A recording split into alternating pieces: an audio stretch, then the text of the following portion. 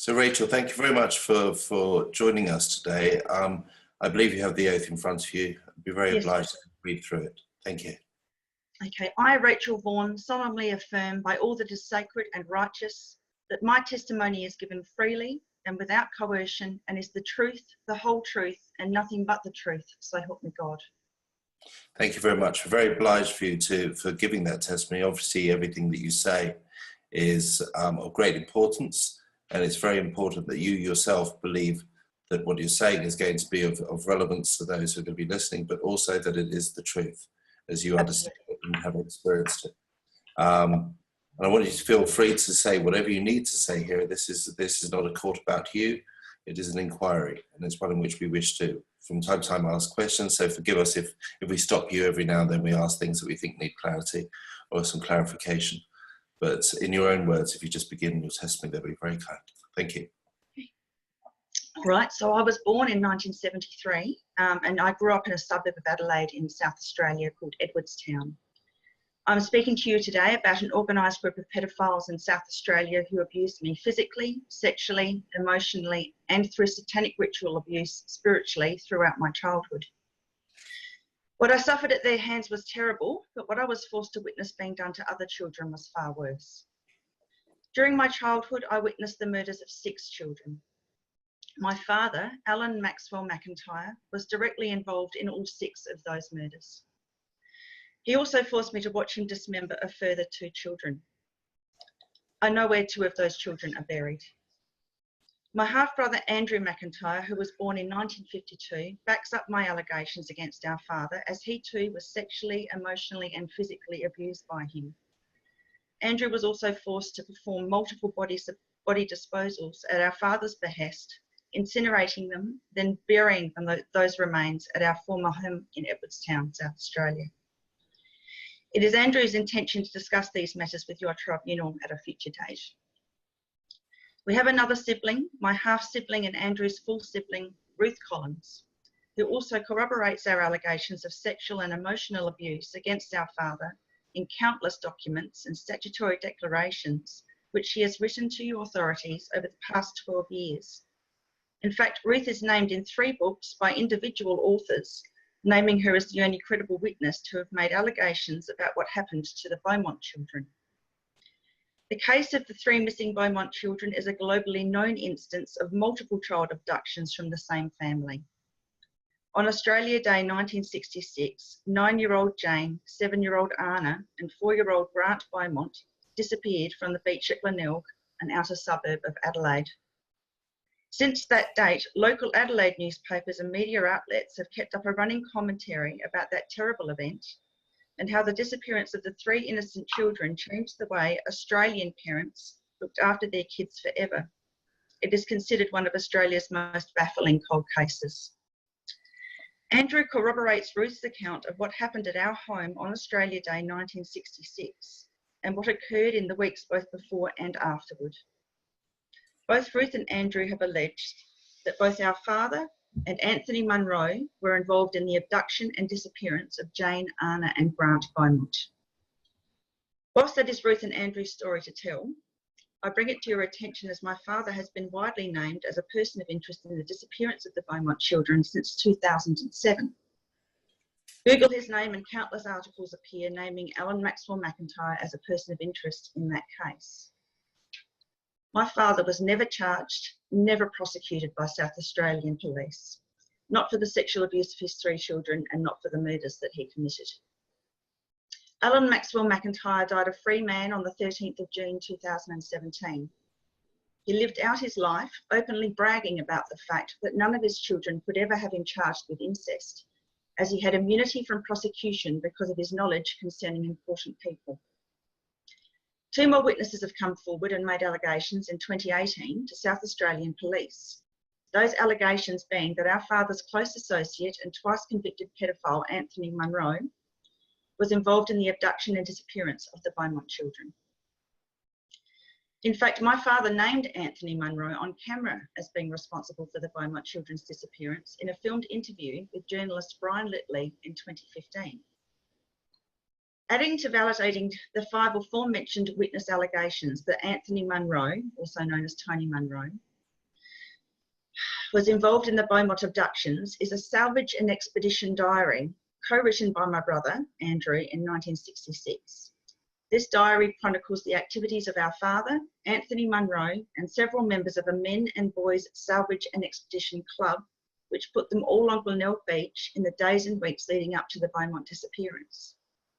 Although Ruth, Andrew, and myself were unable to have our father incarcerated for our abuse, my brother Andrew has had success in incarcerating one of his perpetrators for child sex abuse. In 2016, Andrew and another man had Anthony Munro convicted and sentenced to 10 years jail for the brutal sex abuse they endured in the 1960s. Allegedly, the offences occurred at the same time of the Beaumont Children's disappearance.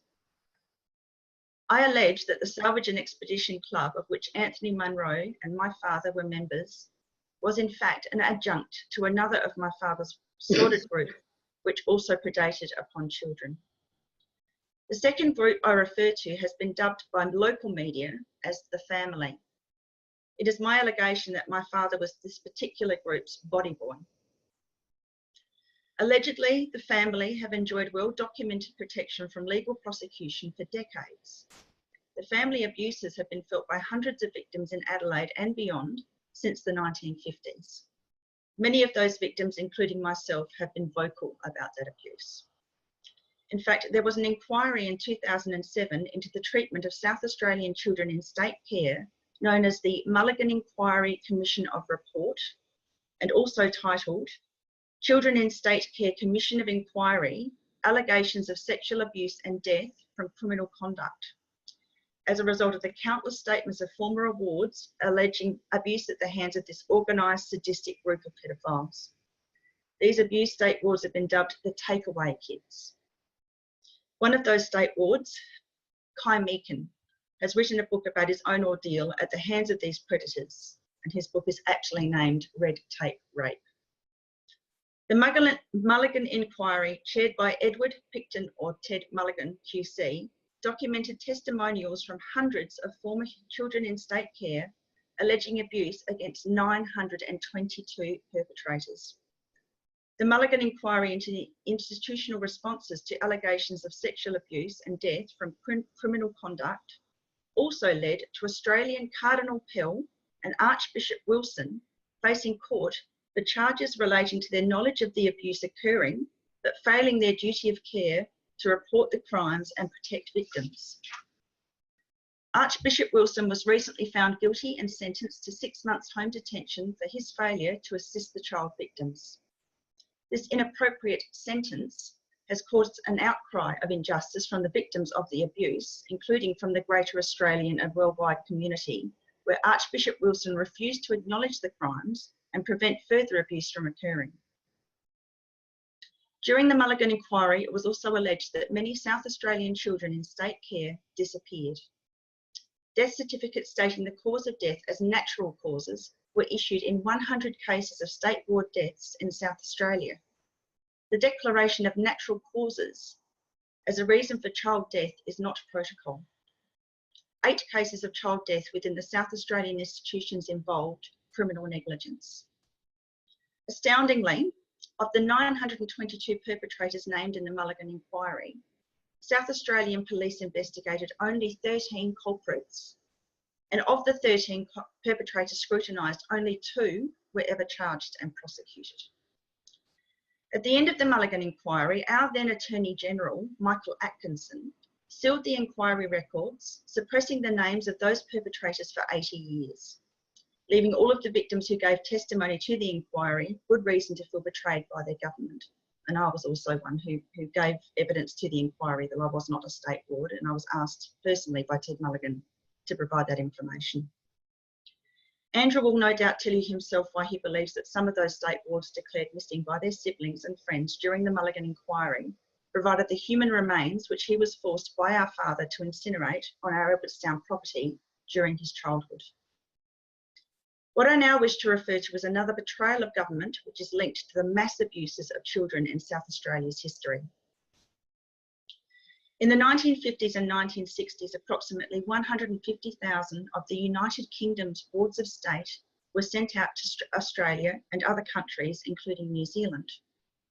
These children have been named by United Kingdom authorities as the stolen children. These children have been widely reported as being abused in their adoptive countries. Most were utilised in labour camps. With the full knowledge and backing of their adoptive governments, many were also sexually abused. Countless died due to poor conditions, malnutrition, and the nature of the enforced labour for which they were procured. Of the 4,000 children sent to Australia in the 1950s and 1960s from the UK, only 2,000 remain. The question is, where did the other 2,000 go? Andrew believes he knows where to find their remains. South Australia has a very sordid history when it comes to the treatment of children.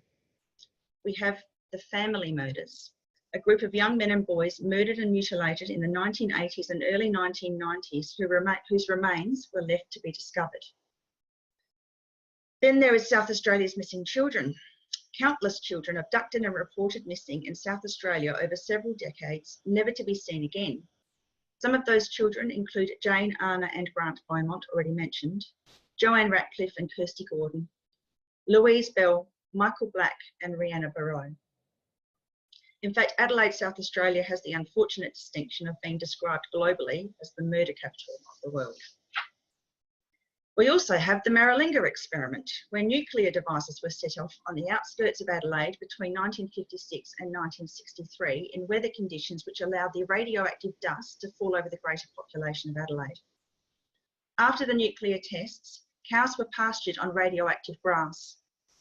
The resulting milk, known to contain significant levels of strontium-90, was then given free to public school children.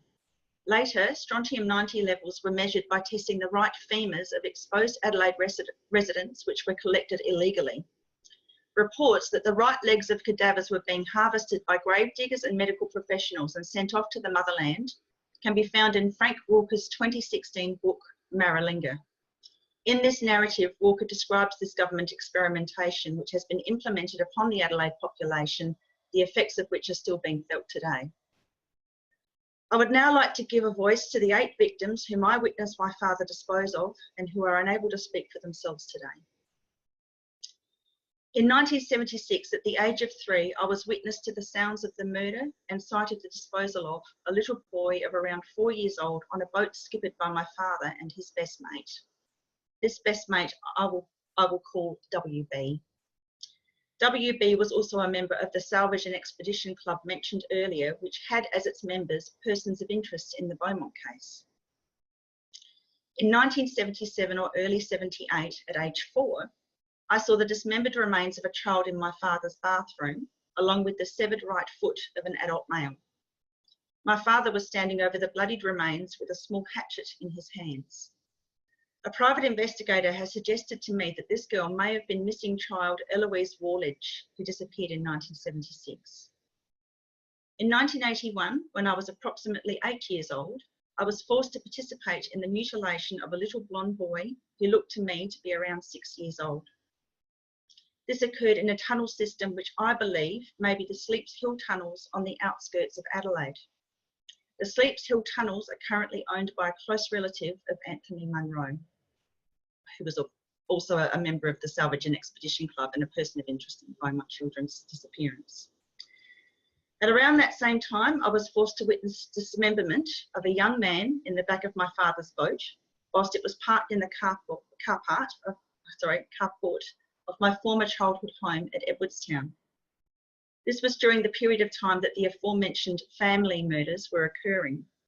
This victim was approximately mid-teens to early 20s, with dyed black hair, which was blonde at the roots, a slim build and wearing a distinctive lanyard. Also, in the early 1980s, I was taken to an Adelaide Hills location where, including myself, about 9 other children, as well as approximately 50 adults, were witness to the murder of a baby boy of around 10 months old. This murder was conducted by a man whom I have identified as looking remarkably similar to a former Attorney General of South Australia. The baby was handed to this man by a young woman with bright red hair and blue eyes, who was wearing a hooded floor-length green cape. This was the most horrific of the child murders which I was forced to witness as a child. And I won't describe the death of this baby as it's too horrific. However, I will say that the death involved fire and prepared this poor little child's body for consumption by the audience. My father offered some of that poor baby's cooked flesh to me that day, but I refused to eat it. He insisted repeatedly that I try the meat as it was important for the rest of the group to see that I had participated in the ritual, but I refused. In 1983, I witnessed the abuse of abducted 14-year-old boy Richard Kelvin in the cellar of my family home in Edwardstown. Sometime later, I was taken by my father to visit Richard in another tunnel system of what seemed to be a water treatment facility. At the time that my father took me to this facility, Richard appeared to be near death. Shortly afterward, I heard the news reports that his body had been found near a dam in Kersbrook on the outskirts of Adelaide. The way in which Richard Kelvin's body was discovered by a member of the public and his report responded to by South Australian police is typical of the police response to serious crimes reported in South Australia. A man had found Richard Kelvin's body and called police to alert them to that fact. Typically, the officer this man spoke to did not believe him. It has been reported that it took some convincing for authorities to finally turn up to take Richard's body away. There is a known culture within the South Australian Police Force where people reporting crimes of serious offences, especially sexual assault, are treated as delusional.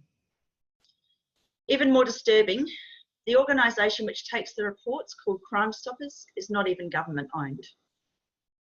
All reports of historical crimes must be made through Crime Stoppers before a police response can be elicited.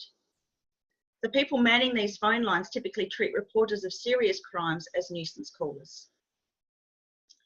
In 1983, I was also witness to my father perpetrating the abuse and murder of abducted 10-year-old girl, Louise Bell. Louise Bell was abducted in January 1983. At some time around June of that year, I found Louise gagged in the cellar underneath our family home in Edwardstown. For approximately 3 months, Louise was kept a captive of my father in our cellar. During that time, in around June of 1983, Louise, family murder victim Richard Kelvin, and myself were abused and filmed together by my father, suffering and being forced to participate in sexual acts. Not many people had filming equipment in Australia in the 1980s. However, my father had access to state-of-the-art video and filming equipment as a result of his associations with Adelaide's Channel 9 studios. There have been many connections between my family and the family of murdered teen Richard Kelvin. My sister, Claire McIntyre, now deceased, owned a house in Tranmere with Richard's aunt Carol. My second cousin, Penny Ann, was a producer at Channel 9 Studios in Adelaide, where Richard's father, Rob Kelvin, was a newsreader. The Kelvins purchased Penny Ann's North Adelaide home. The Kelvins were at McIntyre family barbecues, and I met Richard several times prior to the awful events which led to his death. It has been reported to me that Richard was working for my father's sister, Barbara Adams, at one of her childcare centres prior to his abduction. During the time that Louise Bell was held captive under our Edwardstown home, she and myself were both abused by then Chief Inspector of Police, Graham Bennett Fraser. Between 1981 and 1983, former Chief Inspector of Police Graham Bennett Fraser was also abusing 2 other young girls, one also 9 years old. In 1986, when those 2 girls first made allegations against Fraser, his punishment was simply demotion from his rank as Chief Inspector of Police to simply Inspector of Police. This was due to a 1984 statute of limitations preventing paedophilic crimes perpetrated prior to 1984 being prosecuted in South Australia. That ridiculous statute was overturned some 10 years ago, thanks to a group of dedicated volunteers, including my sister Ruth Collins.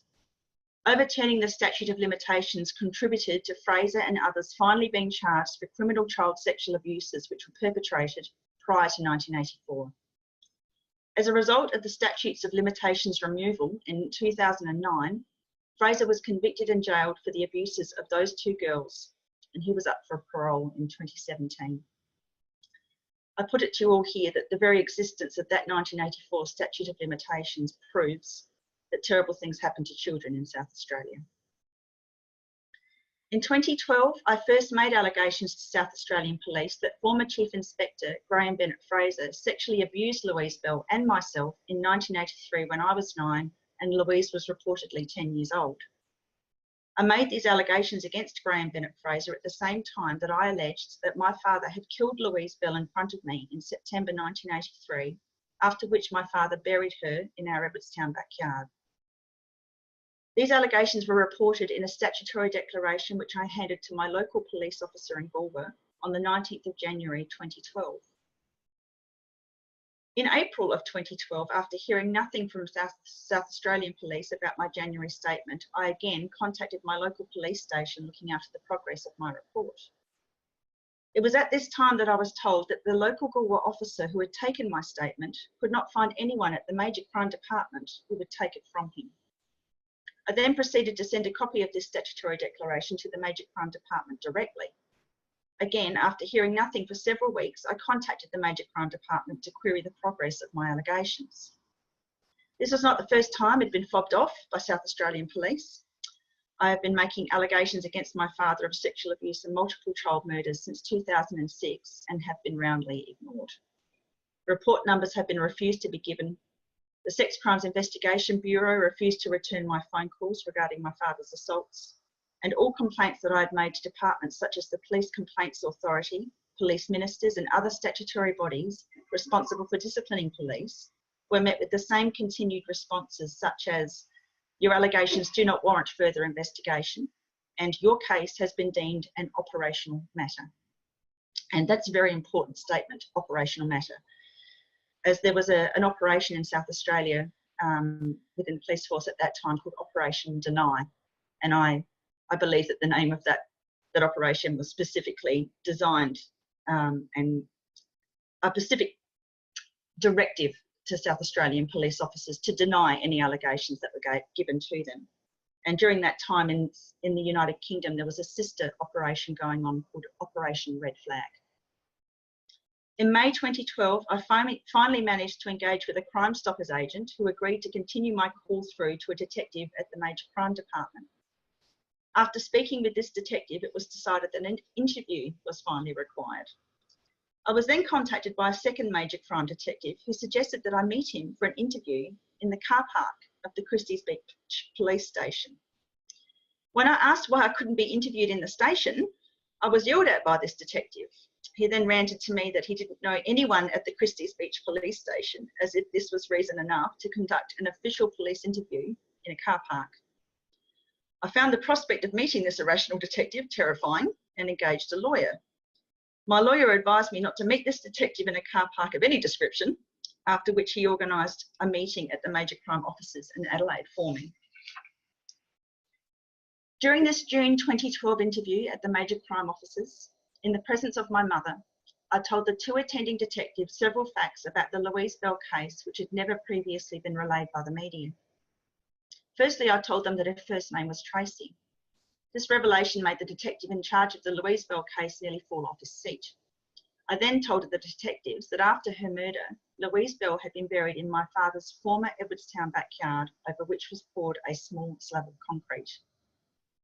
At the end of the interview, both detectives assured me that they would investigate the property in question. Both detectives soon after contacted me on a Saturday night at 9 p.m. The conversation which followed begged belief. Both the detectives insisted that the girl whom I saw murdered and buried at Edwardstown was not Louise Bell. I insisted that she was.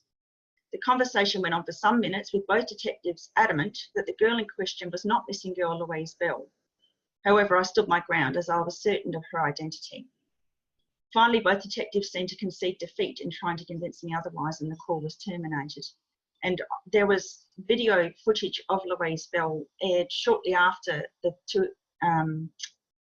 interviews that I had with the Major Crime Department. And in that footage, it was shown that she had exactly the haircut that was different to the photo that was always aired of her in the media, and her hair was sun-bleached. It's exactly as I described to Major Crime detectives in my first interview. So I was absolutely certain it was her. In the days following the conversation with the detectives, I was called back for a further interview at the Major Crime Department, conducted by the same two detectives. At this appointment, I had both my lawyer, Craig Roberts, and my mother present. At this second interview, I was told by the detective, who was not personally responsible for the Louise Bell case, that I must be mentally unwell. This was despite my psychiatric evaluation to the contrary, which I had sought and cost me quite a bit of money in 2007, simply to lend credence to my allegations, but it was useless. The same detective told me that my allegations regarding a cellar and tunnels which exist underneath my father's former Edwardstown home couldn't possibly exist. The detective stated that he had visited the home in question and looked into termite inspection points, assuming that these tunnels were a figment of my imagination. Inspecting these termite inspection points was unfortunately the full extent of this detective's investigation. He did not look into the roof space to find the trapdoor, which I had already told him led to a ladder behind a pantry in the laundry. This ladder led to the underground cellar. The detective also failed to check the end bedroom for evidence of the disruption of floorboards, which had been pulled up prior to the current owners moving in. As I had already told this detective, the reason the floorboards were pulled up was because the original boards had been cut to allow a small hatch into the cellar below. During my time in the home, this hatch was covered over with a piece of free-floating carpet over which my father's bed was always stationed. This detective also failed to discover that these tunnels do exist under the Edwardstown area. I have a private investigator who has furnished me with a plethora of documentation of those tunnels, including photographs of the many tunnel openings in the area, houses with access to the tunnels, and industrial complexes in Edwardstown which document those tunnels in detail. Finally, this detective also failed to take ground-penetrating radar equipment to the place where I allege Louise Bell is buried and scan for her remains. It has been brought to my attention by a child protection advocate that the tunnels underneath the Edwardstown area are still being used today by a group of organised pedophiles who use those edifices to traffic children from one house to another. I allege that some of the houses in question which sit over this tunnel system with access are owned by members of this organised group of predators. How do I know this? Because the child protection advocate with whom I am in contact is the support person of a child who is currently being abused in those tunnels and whose abusive parent owns a home with access to the same underground system. And this is my main reason for coming to you today. I've been making these reports for 12 years, but when I discovered some months ago that this child was still being abused in the same area, I was just so incensed as a mother and so disgusted at the South Australian Police that I've decided to put my life on the line and speak to you all here today. Not only do I have extensive evidence that the tunnels under my father's former Edwardstown home exist, my allegation that my father's former home sat over a junction of two of these tunnels has also been substantiated. This made my father's former home very well placed for child trafficking purposes. These tunnels led in one direction down Macklin Street towards the Tock H Scout Hall, whilst the other end of this tunnel ran under a nearby main road named Crossroad and continued towards the Glenelg tram line. One end of the east-west tunnel ran under a home on the corner of Crossroad and Almond Grove, which my father described as possessing a killing room. I was taken to this house on Crossroad as a small child and practiced on by men who conducted procedures such as catheterising my urethra. I suffer urethral stenosis to this day as a result of those procedures and have been forced to undergo surgical interventions in adulthood to retain the ability to urinate without a catheter. It is important to note here that my father knew many people in the medical fraternities at both Adelaide and Flinders universities and medical centres in Adelaide. My mother even gives an account that my father used to dissex our female cats. Others have also made similar allegations that my father performed medical procedures on our family pets. However, he had no formal medical training. He was formerly an electrician and wiretapper for Australian Telco Telecom. The house on Crossroad had a butcher out the front and a bakery at the side, all on the same property. Behind a cabinet in the kitchen was a hidden room which was fully lined with stainless steel, including tracks at the bottom of 3 walls and plumbing. The steel lining of this room's walls rose approximately 5 feet up each side. I was taken to this house by my father on another occasion when I was also a small child. On that occasion, I was forced to watch as my father instructed and presided over the conduct of 2 other males, who then butchered the corpses of 2 men. The 2 unknown men who conducted this procedure I had not met prior to this event and never met again to my knowledge. Both men looked very similar but of different ages, as though they were father and son. When the bodies were cut up, they were packaged into 2 separate suitcases. And there have been other cases in South Australia where bodies of dead people have been found in suitcases. I've heard allegations that in 1973, one of our family members, who was then aged 6, pointed this crossroad house out to another family member as they drove past one day. This 6-year-old stated that our father had forced him to clean up a lot of blood at that location. This was at the time that 2 young girls, Joanne Ratcliffe and Kirsty Gordon, went missing from nearby Adelaide Oval. This is another of Adelaide's disturbing and all too frequent unsolved missing children's cases. The dual kidnappings of these 2 girls from the Adelaide Oval in August 1973 has been dubbed the Oval abductions. This is a cold case which has never been solved, according to the media and South Australia Police. However, private detectives and journalists, as well as one victim's family member, have collated ample evidence suggesting a person of interest from the Yatina area, which is north of Adelaide. Despite this, major crime detectives also refuse to view or consider that evidence. My father has been named as a person of interest in the Oval abductions case also. In his defence, as an alibi for this crime, my father has stated that he was away as a Navy reservist during the time that the Oval abductions occurred. However, despite extensive searches by myself and professional researchers, there are no Navy records to support his alibi. Getting back to the tunnel system under Edwardstown, it is my allegation that there are multiple homes of interest along the tunnel system. For example, a family with the surname of Giesing once owned one original home dwelling that was built in the Edwardstown area. In 1985, a man called Raymond Giesing was convicted, then exonerated of the abduction and murder of Louise Bell.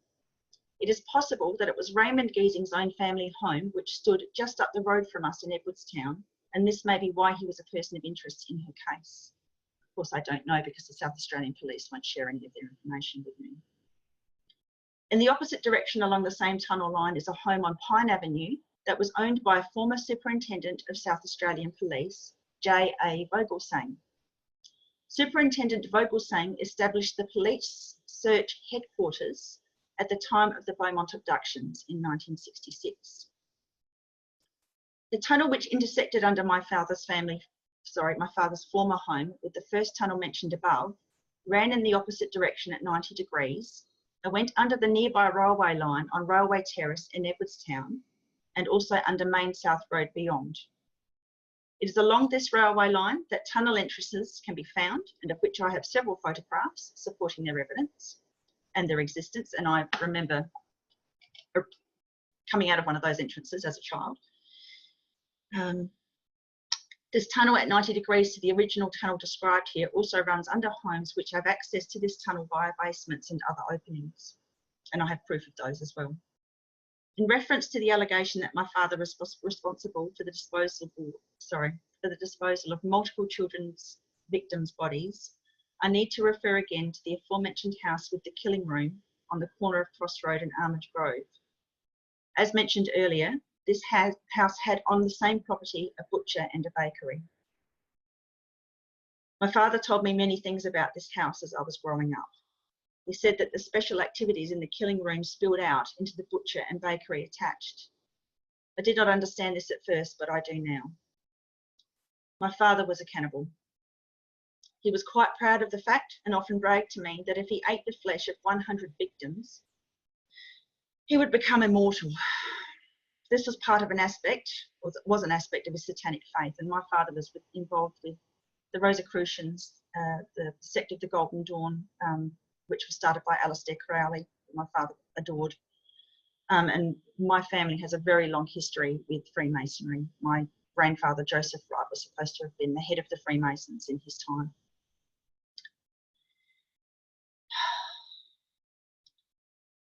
Okay.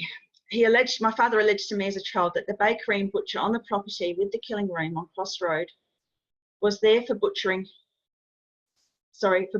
and selling people human flesh, and that was only sold to special customers who knew how to introduce themselves correctly. In fact, a private detective has shown me a particular type of sticker that can be found on certain Adelaide butchers, which has a King K on it. And by King K, it's a K with a crown above it. And is reportedly a signal to Freemasons, Rosicrucians, and members of other satanic cults in Adelaide that human flesh is sold there.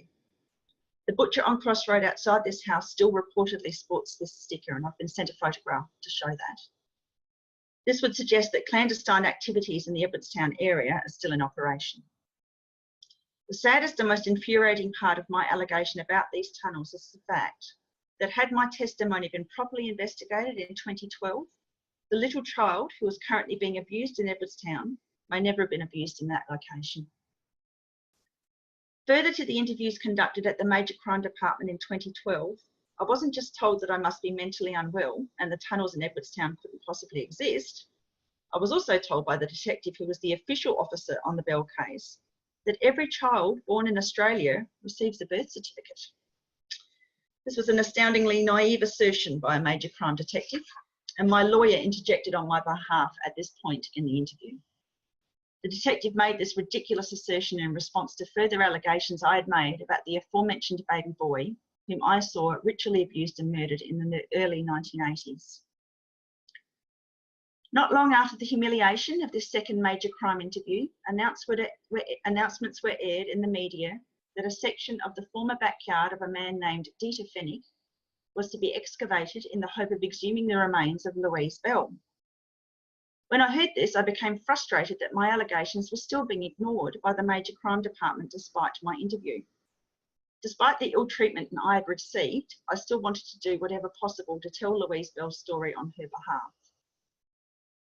And I was witness to a lot of her suffering, so I feel very responsible for that girl.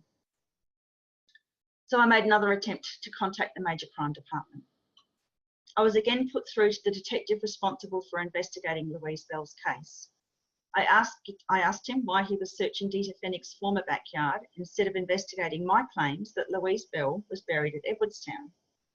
I was told by him that my allegation lacked credibility because I apparently made the statement that Louise Bell was interred under a small slab of concrete after recent news reports that Dieter Fennig's former property was being reinvestigated, with particular attention being focused on the small slabs of concrete on Fennig's former property. It was at this point that I came to the conclusion that the detective responsible for investigating the Louise Bell case was fabricating a reason to ignore my allegations. I came to the conclusion because, in fact, the detective had actually heard my testimony that Louise Bell was interred under a small slab of concrete days before this media story was ever released. In fact, the first time that I alleged Louise Bell's remains are buried under a small slab of concrete was to my brother Andrew in a phone conversation on the 5th of September 2009, and my brother is happy to attest to that fact. The first official allegation that I made that Louise Bell is buried under a small slab of concrete was in a statutory declaration to the South Australian Police on the 29th of September 2009. On the 1st of August 2016, I took my allegations about Louise Bell's murder to the Independent Commission Against Corruption. I was soon informed by an officer of that commission that I could not make allegations to them because my statement involved the misconduct of a police officer. I was then referred to the Police Ombudsman's Office. I then took my allegations to the Police Ombudsman's Office and was again told that my statement was not to be investigated. I rang the Police Ombudsman's Office and asked why my allegations were being ignored. I was then put through to the officer responsible for recommending allegations to the Police Ombudsman, a man who I will name here as WM. WM was formerly an officer employed by the Police Complaints Authority and with whom I had already had interactions. In fact, WM told me in 2012, as an officer of the PCA, that none of my allegations were ever to be investigated by that authority and that he was the only officer I would ever be able to speak to in that department. He also told me during this 2012 phone conversation that I had been dealt with already. And he repeated this admonition 3 times during our 2012 discussion. I might add that it was said most menacingly. There is more to my efforts to have the Louise Bell case adequately investigated, but trying to explain it all here is difficult. In 2016, Dita Fennig was convicted of the abduction and murder of Louise Bell, despite my allegations. This was based on DNA evidence found on Louise's pyjama top, which she was wearing on the night of her abduction, and which was later placed on her neighbour's lawn by an unknown person to be submitted as evidence. In other words, this was left out to be found. It could easily have been contaminated. Despite my contact with the Department of Police Prosecutions in 2016, my allegations were never discussed during Dita Fennig's trial. However, during the trial, a letter did suspend the trial for some time, but again, I do not know if that was anything to do with my allegations. I've suggested that the Major Crime Department compare the 2 other DNA samples found on Louise Bell's pyjama top and never identified against my father's DNA, which South Australian Police do have on file. I wish now to discuss the final murder which I was forced to witness as a child. This murder was perpetrated in 1987 by my father in the bathroom of our Edwardstown home. The victim was a blonde, blue-eyed boy of approximately 12 years of age. My father and his 3rd wife completely remodelled this bathroom following this boy's murder. Although the tiles were all removed and replaced, it is likely that some of this boy's remains are still embedded in the brickwork of the bathroom wall which stood behind him when my father shot him in the head with his rifle. So that concludes the murders and mutilations I was forced to witness as a child.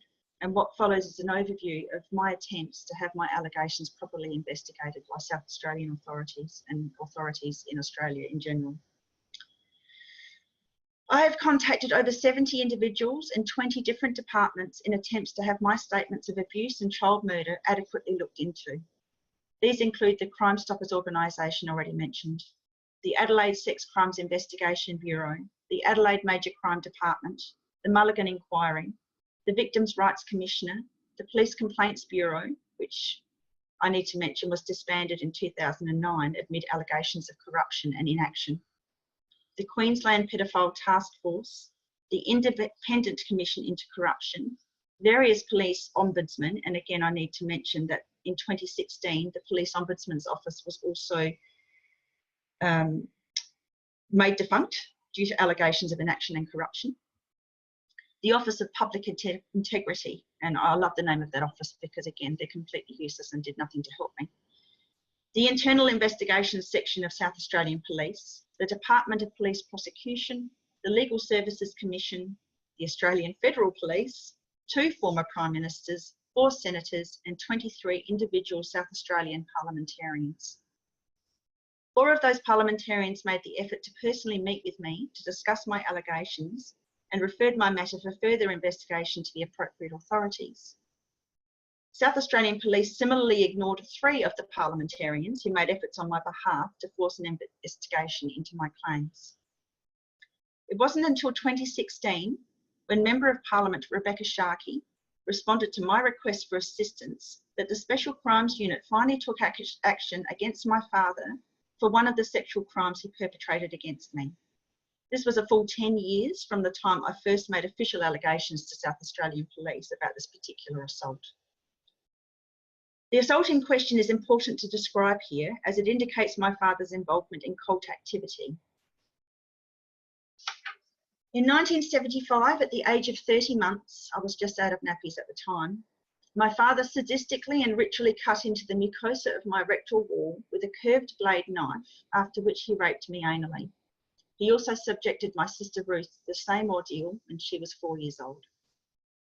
A child protection advocate who is well versed in the activities of Luciferian and Ordo Templi Orientis cults, having recently heard my testimony about this assault, has indicated to me that this knife is reminiscent of a bowline knife or Celtic sickle utilised by such cults.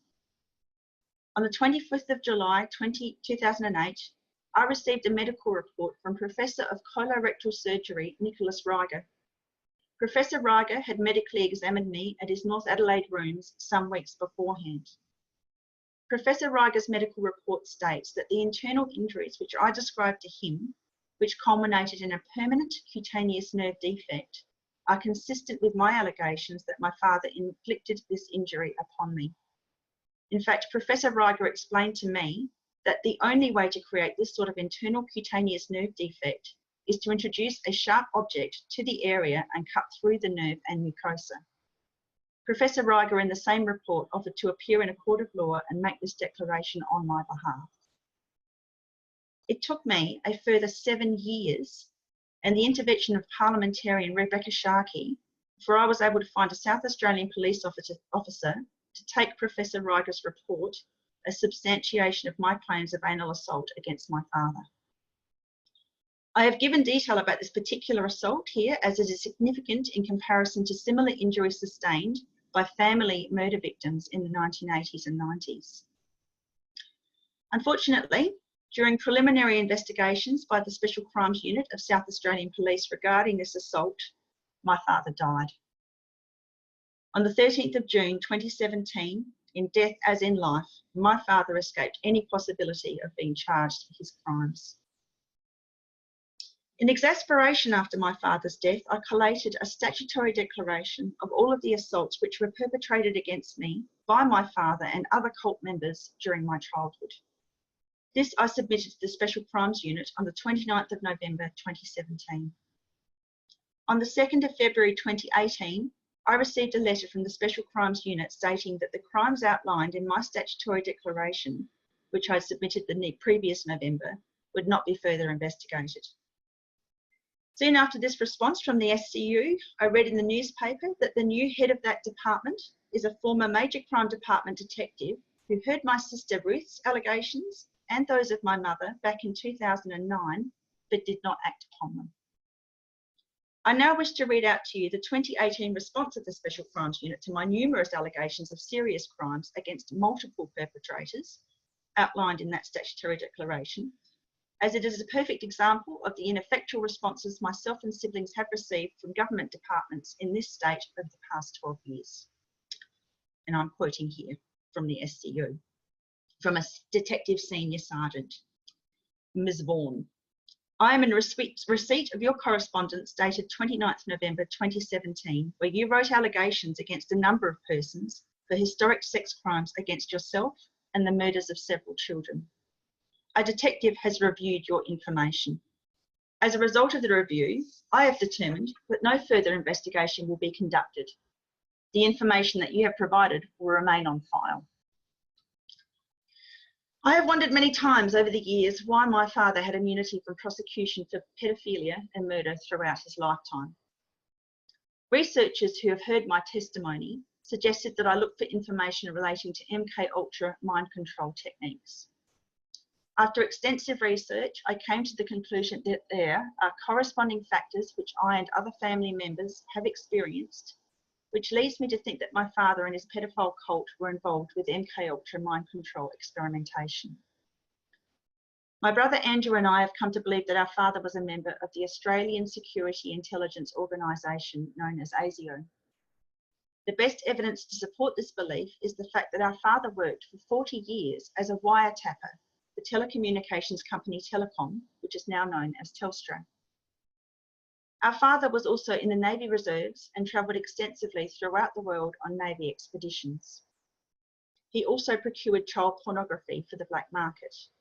I know this as I was often the subject of filming. I was filmed both at home as well as at the Channel 9 studios in Adelaide. On one occasion in 1977, when I was 3 years old, I was taken to the Channel 9 Adelaide studios and met family murder victim Richard Kelvin for the first time. I was sexually assaulted on that date by a former Adelaide radio DJ who died not long ago. Another victim of child sexual abuse who was associated with Adelaide's Channel 9 studios is Janet Priest. Janet had a well-known Channel 9 newsreader as her brother. Janet's book, A Reason to Live, released in 2005, chronicles her allegations of sexual abuse perpetrated by her pedophile father. Like me, Janet's father not only abused her sexually, he also allowed fellow pedophiles to abuse her.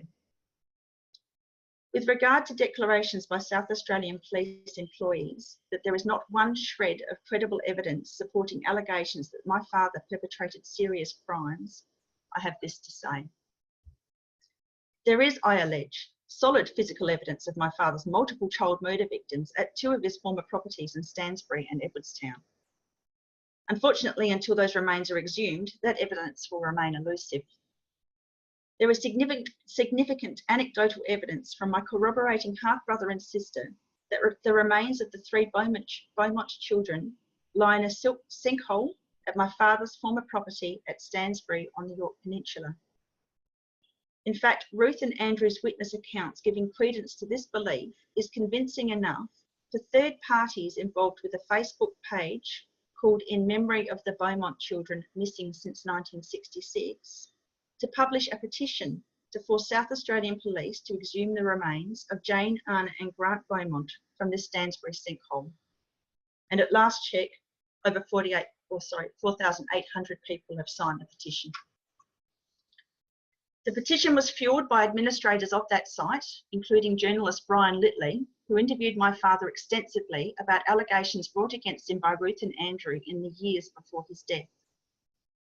It is from one of these interviews that I will now quote my father's own declaration about what happened to the Beaumont children in 1966, and I quote, "I know a lot about the Beaumont killings. I want the whole bloody mess looked at. Now I'll get around to who killed the Beaumonts. You want to know about Tony Munro?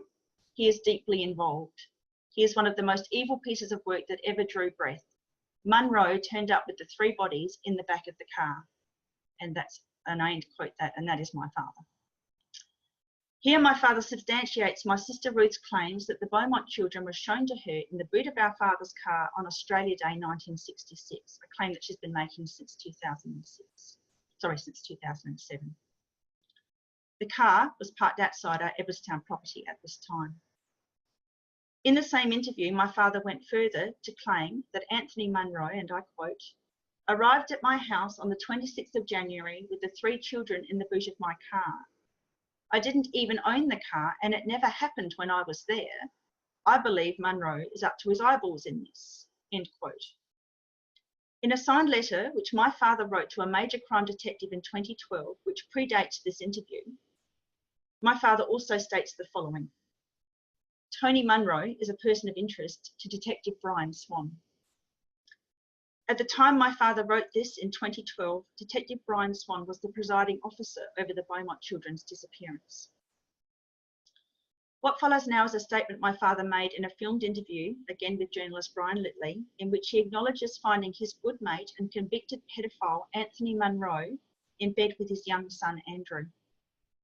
And I quote, "I caught him in bed with my son. They were bundled and naked. I didn't make a scene. He was a boy, a beautiful boy. He was my son and he was in love with a scoutmaster," end quote. And Tony Munro was Andrew's scoutmaster. At the time that my father states that he found the adult Anthony Munro with my brother, Andrew was only 13 years old. Munro had been abusing him for years. I allege here that only a pedophile could find a grown adult male naked in bed with his juvenile son and not make a fuss. For my father to then try to blame the interaction on Andrew by stating that Andrew was in love with his scoutmaster is offensive in the extreme, an outright lie, according to Andrew, and is again an indictment of my father's status as a pedophile. Earlier this year, the back property of a factory in North Plympton, just a short walk from Edwardstown, was exhumed in the hope of finding the remains of the Beaumont children. The exhumation of this land was based entirely upon the witness account of just one man. Amid a furor of media reports, the dig at this North Plympton site yielded nothing but animal bones. Despite this failure, the Major Crime Department in Adelaide have continued to refuse to exhume the sinkhole at Stansbury. Despite my witness testimony of the murder and burial of Louise Bell, as well as another child who was murdered and buried there in 1987, my father's former property at Edwardstown has not been excavated. It has been put to me over the past 12 years amidst assumptions of false memory syndrome and mass hysteria by members of my family who do not wish to believe that my father, Alan Maxwell McIntyre, was a murderer and terrorist, that I and my corroborating siblings have made up these allegations against our father for attention or financial gain. There has been no financial gain in my fight to bring these crimes to light, but there has been enormous cost.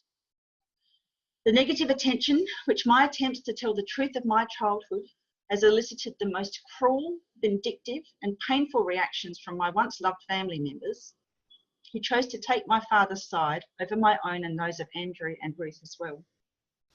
In fact, it's been a rocky path for me since I began making allegations in 2006. I wish that I could pretend that these things did not happen, as so many of my family members have managed to do. Unfortunately, the survivor guilt with which I suffer on a daily basis will not allow me to put my head in the sand and pretend that these events did not occur. Not even to save those family members who have denigrated myself, Ruth and Andrew for the past 12 years, the embarrassment of having to explain their actions in protecting my father from the prosecution and scrutiny he deserved. And I say that because one of my family members contacted me early last year and stated that if I didn't stop my crusade, that many members of my family would have to suicide. It is justice enough that my family will in future have to accept that their misguided efforts have robbed our father's victims of any opportunity for true justice. In speaking about these crimes and the perpetrators who abused me, I have put myself in serious danger. Bad things happen to whistleblowers in South Australia. My sister Claire's death in 2009 is a prime example of what happens when people refuse to keep quiet about terrible crimes in South Australia. Claire was also present on Australia Day 1966 when our father and Anthony Munro brought the 3 deceased Beaumont children to our family home in Edwardstown. As my brother Andrew has stated in media reports in June last year, Claire was forced to brush the blood and sand from the children's hair as they lay in the boot of our father's car. In August 2009, Claire made a call to the Major Crime Department and made an appointment to speak with a detective about her witness account of what happened to the Beaumont children in 1966. The next day, Claire was found dead with a broken neck in her own backyard. Confoundingly, and despite submissions from myself, Ruth and Andrew that Claire was most likely murdered because of what she knew, the current South Australian coroner refused an inquest. He ruled Claire's death as suicide and released his findings to her senior next of kin. It is possible that this senior next of kin was our father, the person whom myself and siblings alleged to the coroner had likely ordered or even executed Claire's death. It is important to note here that in the months prior to her death, Claire had been reporting to family members that someone was trying to kill her. Her declarations became so distressing for family members that she was placed in a mental health facility. It was only shortly after Claire was evicted from this mental health facility against her will that she was found dead. It is not lost on me that my allegations put me in a great deal of danger. Claire's untimely death is testament to that fact, but it is a danger that I've been forced to face on a daily basis since first making allegations in 2006, and it's a fear I've had to live with my entire life. In fact, my father tried to take my life on many occasions. I made the choice to tell the truth regardless of the dangers in 2005, when memories of my disturbing childhood pervaded my dreams, turning them into repetitious nightmares. I am now in a position where I've made too many allegations to be able to slip into silence and still hope for longevity. Therefore, I have become before this tribunal today in the hope that my revelations might at last shed enough light on my father's crimes to force authorities to finally investigate. Thank you for hearing my testimony. Thank you very much, Rachel. You are so brave. I think many victims and even dead victims must be incredibly grateful for what you are doing now. Be proud of yourself. Thank you. I have some questions, but I first leave the word to Chris Cleverly. I'll be back to you. Thank you very much, Rachel. You're very clear. The testimony that's been given quite clearly as well sheds a light upon something in an area that has been concealed clearly for a very long time. There's also clearly seems to be a lot of attempts being made in the past to actually shed light on this from various areas. Do you feel at all, especially in the case of Dita Fennick, but others as well, that where the authorities have said that they will investigate, they have actually investigated in the wrong place or in the wrong way in order to actually prevent a proper investigation? Yes, I do. Also, the other question that I wanted to ask is that in regard to Dr. Reiger's report, would he be willing to give evidence to the tribunal? I could certainly ask him. It's been some years since I've met with him, but I do have that report on file. The report's on file, so perhaps we could look at both those solutions. Sure. And without putting any other family members at risk, did Claire ever give testimony on oath as well at any point? Not that I'm aware of. Okay. Unfortunately, no. Well, perhaps we'll discuss the other matters offline. Commissioner Karine Houseblood, could you want to now take the floor? Yes, I do, if possible. If it is too difficult for you, you just tell me, Rachel, okay? Then you just say, it's too hard for me to answer this question, but I think it's important for people who are still doubting that these things happen, that they know some answers to some questions. I've been dealing with this for 35 years, and I have victims all over the world who don't know each other, who are not from the same gender, who don't speak the same language, who do not come from the same religion, you know, but all the statements are the same. That's why it's so important to make a database. My first question is, how come you look so well? I have no idea. I don't believe I do. Where do you get this strength? I asked it to other victims too, because that's what people see. They see a strong, beautiful woman, and they say, well, can't be that bad. It is. And the same happens because I've always been working, especially with child sex offenders and child murderers. I'm sure they will use your well-being as an excuse to justify that it's not so bad to abuse children and to expose them to such violence. Because look at Rachel. She's okay, isn't she? Can you explain that? I've suffered depression for most of my life, and I have a chronic anxiety disorder, which has prevented me from working for most of my, well, for many years. I do have work at the moment, but the work that I do does not require me to leave my home very often. I'm a telephone consultant. I'm very lucky so that I don't have to face too many people. My friends and family can attest that I'm not okay. I've been quite messed up by the whole experience. It doesn't mean it's true. No. You know, you are okay. You're very strong, by the way. But what would you say to those criminals, and please don't call them pedophiles anymore, call them pedo-criminals or pedosexuals. That's a much better word. What would you tell them now? What would be your message to them if they use your well-being appearance as an excuse that it's not that bad? What would you tell them? That they didn't break me. That they may have tried, but I am not a broken person. I became stronger from the experiences that I went through, but not in the way that I could then become affluent or successful, but in a way that made me so determined to prove that these things did occur and to put those people where they belong, in jail. They did not occur.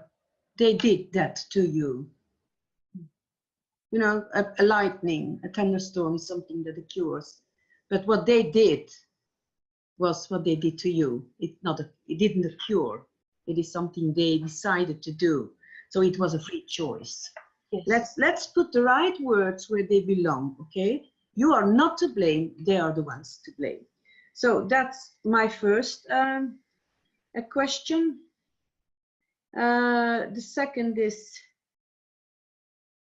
yeah, again, we see a testimony, as I've seen tens of them all over the world, of the involvement of the states, the governments, the police departments, especially childcare, schools, Yes.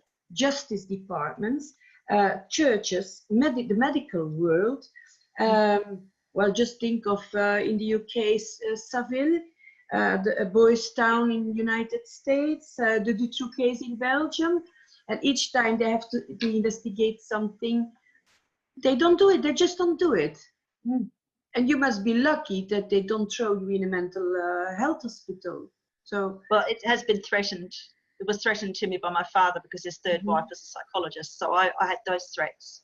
And in fact, my father's first wife died in a mental institution shortly after my sister told her what happened to the Beaumont children. And what they did to the Beaumont children.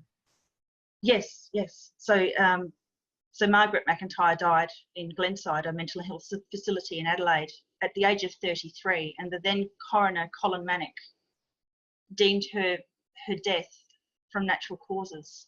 She was a very healthy woman, 33-year-old woman.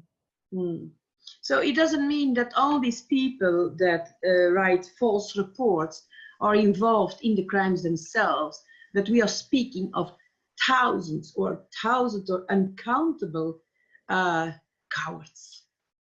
Yes. They know, but they don't speak like you do. I would like those cowards to finally get out of the dark and start talking. And there are many, be it in childcare, be it the coroner, be it the doctor, be it the judge. Talk. What religion had your father? He was a member of the Golden Dawn sect and a Rosicrucian, and I believe he was also a Freemason. But that's not a religion, is it? Well, depends on where you come from. What was your father's profession? In fact, was an electrician. He was an electrician, but he wiretapped, so he listened into the phone calls of people on a daily basis. That was his job. So what did your mother do as a profession? Well, she was mostly a mother, but she also worked for a chiropractor as a secretary for some years. And on a financial basis, how did your family do? Middle class. My older siblings say that they were often very hungry, but I didn't experience that sort of hardship. We seemed to have food on the table, bills were paid. Were your parents and the family living above their stand for what they earned? I would say they just scraped by. That is strange, because most of those that I see are people like your parents, but they have 4 or 5 big houses and they have no loans. They have no more. My father was always flashing money around, but he did not share that with his family. And I have had another sibling come forward to say that, and he lived just around the corner from us, and we have photographic evidence that my father was involved with his mother, to prove that my father had another family and possibly more families as well. So I think he was sharing his money between a number of households. It is very strange, because often the children are dressed very expensively, and in school normally they must see this. They must say, how is this possible? The mother is home and the father is the postman. How is it possible? They are dressed with very expensive and fancy shoes and clothes, but everybody is keeping silent. That's something that comes back again. Then I was wondering if there has been DNA investigations on the crime scenes and searches. You say that you know where some bodies are from children, but they refuse also to investigate. Yeah, I'm on 2-3 cases like this in Europe too, so it's not a surprise to me. The thing they do is making you as a victim complicit to so you would shut up. Yeah, basically, yes. What statement would you give to all these victim compliers now? There are uncountable people like you, but they dare not speak out because they were forced in complicity to commit crimes themselves. Yes. What would you tell them? The only way to have a completely clear conscience is for them to come forward, follow the lead of others like myself who are speaking up regardless of the dangers. Mm-hmm.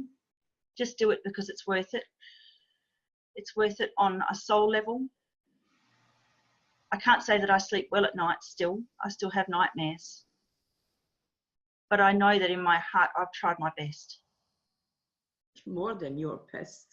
Don't you think, and that's maybe more a question for Chris Cleverly, that we should force to change the laws concerning victims that were forced to commit crimes, so that they have the opportunity to come forward and help investigations to solution. Yes, I mean, there are those, of course, almost all those criminals have been in their childhood victims, and somehow we have to cut these circles, these vicious circles, because otherwise it will never stop. But somehow, maybe I have to discuss this with Chris later. We have to find a way for these victims that became criminals and that speak out like you do, to have other laws.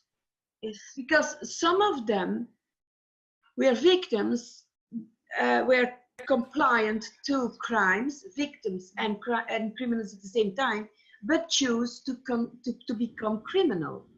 But Yes. those like you do, you preserved your soul and your consciousness, you speak out.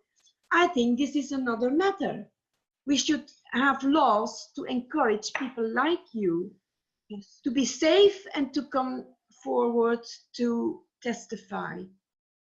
Yes, I agree, Corinne. Something has to be done to change the culture of fear and silence. Yes, but also I think for people involved in the police, in the justice departments, they know that things are wrong, but they are too afraid for their jobs. Well, yes. I'm sorry, what does your job mean against the death or the disappearance of a child? Oh God, I so much hope hell exists. Really, I really do hope. Did you talk to the parents of the missing children about what you know about them? No, I did not. I didn't want to add any more salt to their wounds, basically. As far as they would know nothing about me, I thought that would be cruel. So no, I have not done that. No, but it is important for these parents to know where their children are, even after 30, 40 years.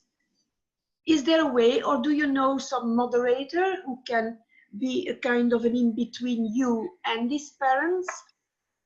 I so have you been can put more pressure. Via the parents, you can put more pressure to force the police to do their jobs. Yeah. Well, I was rather hoping that that would occur. I did go forward. I've been very public on Facebook and in other media areas about my allegations. I think you've probably done as much as you probably can as an individual going through the experience that you're going through at the moment. But certainly with support from people like ourselves and with Commissioner Corinne, certainly we can start to put the network together of those people who have been victimised, into which create a structure which will give you the support, and those who have also are the parents of victims, the support, the unknowing parents of victims, the support that's necessary to do this.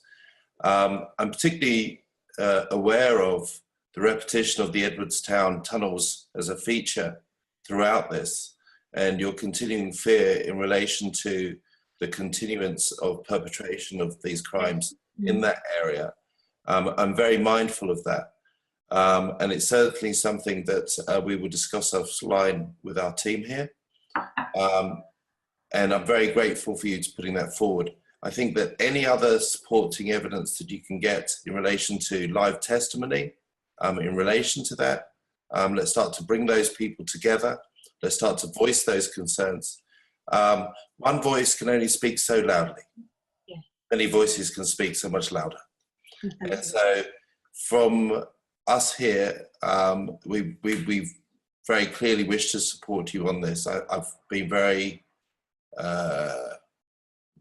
moved by the testimony, as I'm sure the other commissioners have been, and we wish to support you further. I return back to Commissioner Karine Hotspot to close off for us. Karine? Oh yeah, sorry. Yes, I'm going to close off, but to those watching your statement, what do you want to say, Rachel? Ask yourselves why a person who has never been before the media before, apart from a very short interview way back in 2007, why would I keep fighting for this over the last 12 years for no financial gain and for no other reason, certainly not wanting fame. I'm a normal person. I want to fade into the background, but I'm not in a position where I'm allowed to do so. Why would I be doing this if it was not true? Absolutely. Why would I put myself in this danger? Yeah, you have nothing but trouble, but you're brave enough to do it. And it's thanks to people like you who are brave enough. And I hope a lot of people who see your testimony and the testimonies of the other brave women and men come forward as witnesses, as victims, but also from within the system. We need to change it. We need to have justice done for all these children being abused at this very moment, being tortured and killed at this very moment, but also for those who have been through this like you and who did not survive this. For all these human beings, we need justice. That's why it's the International Tribunal for Natural Justice. I'm very grateful for your testimony, and I hope I can get your email and we'll stay in contact and we'll do what we have to do. Okay? Very good. Thank you. Absolutely. Thank you very much, Rachel.